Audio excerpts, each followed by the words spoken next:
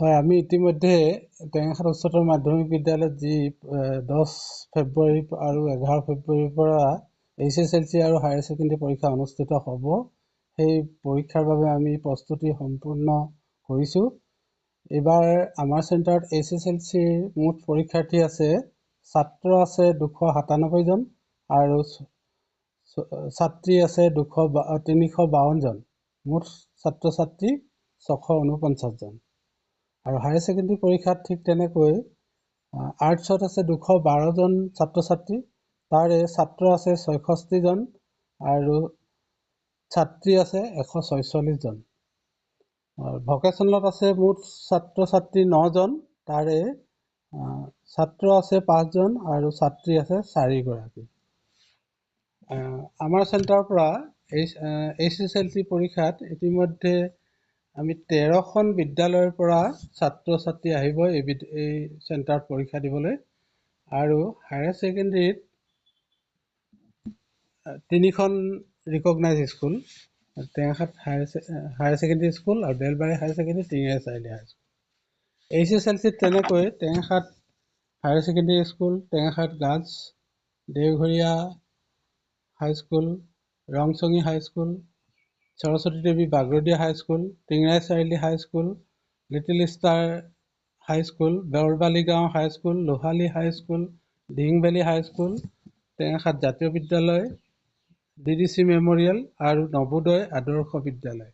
এই 13খন বিদ্যালয় আমাৰ HSLC পৰীক্ষাত ছাত্ৰ ছাত্ৰী আহিব এই 13খন বিদ্যালয়ৰ পৰা। আৰু হায়াৰ ছেকেণ্ডেৰীৰ বাবে 3খন বিদ্যালয়ৰ পৰাহে আহিব। এইবাৰ HSLC পৰীক্ষা আৰু হায়াৰ ছেকেণ্ডেৰী পৰীক্ষাত দুইটাতে কিছুমান নিয়ম বান্ধি দিছে, যেনেকৈ জেকেট পিন্ধিব নোৱাৰিব, প্ৰথম কথা।